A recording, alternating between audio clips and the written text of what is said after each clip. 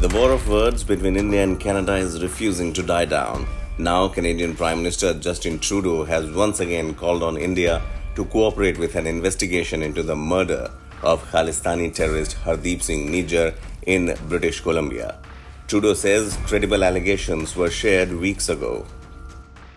To India, Canada has shared the credible allegations that I talked about on Monday with India. We did that many weeks ago, and we are there to work constructively with India, and we hope that they engage with us so that we can get to the bottom of this very serious matter.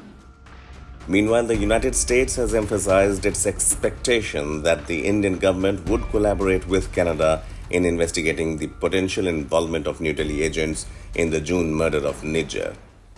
Let me say a few things about this. First, we are deeply concerned about the allegations that Prime Minister Trudeau has raised.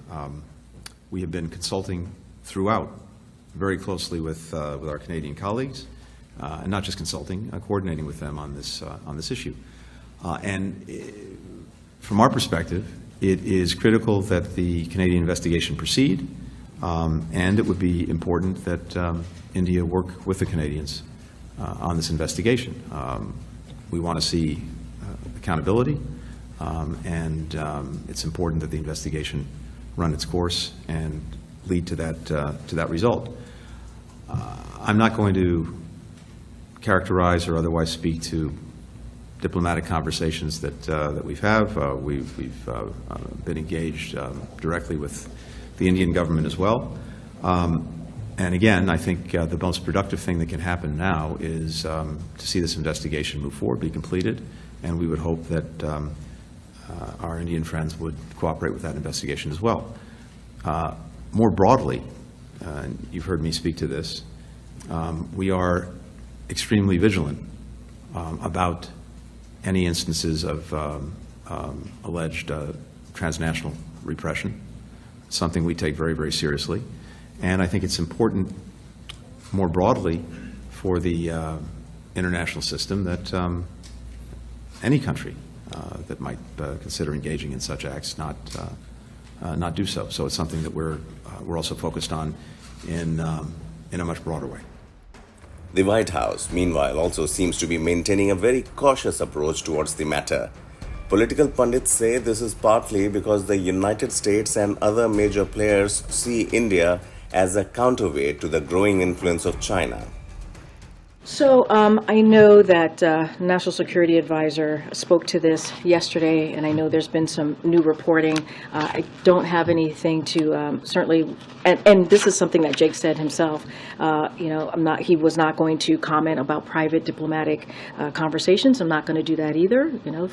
Just following what the National Security Advisor said, and so. Just not going to comment on that. Obviously, we are deeply concerned, as he said as well, and so what the Prime Minister has referenced here, the Prime Minister of Canada, and so we remain in regular contact with the Canadian government and the Canadian partners. But of course, I'm just not going to comment on diplomatic conversations from here. So we have engaged, as Jake said, our National Security Advisor with the Indian government, but certainly we're not going to get into our private diplomatic conversations, as he said as well. But yes, there has been conversations with our partners in the Indian government, as Jake stated yesterday.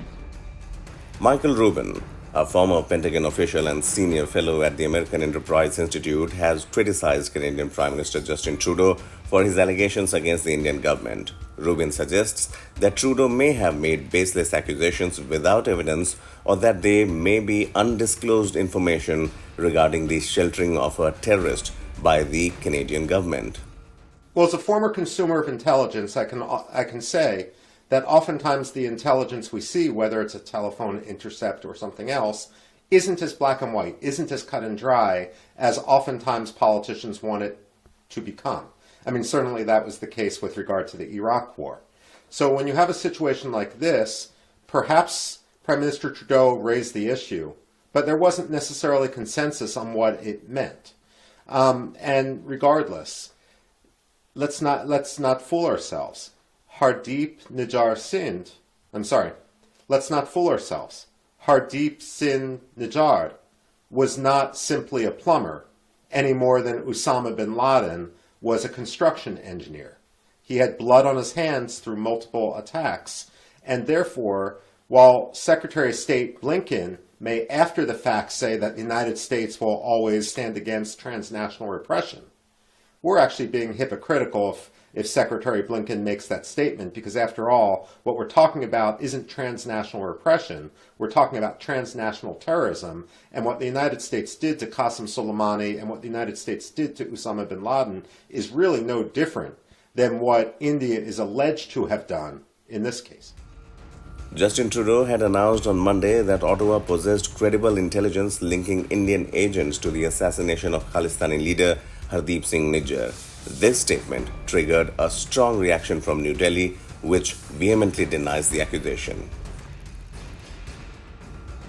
Subscribe to One India channel and never miss an update.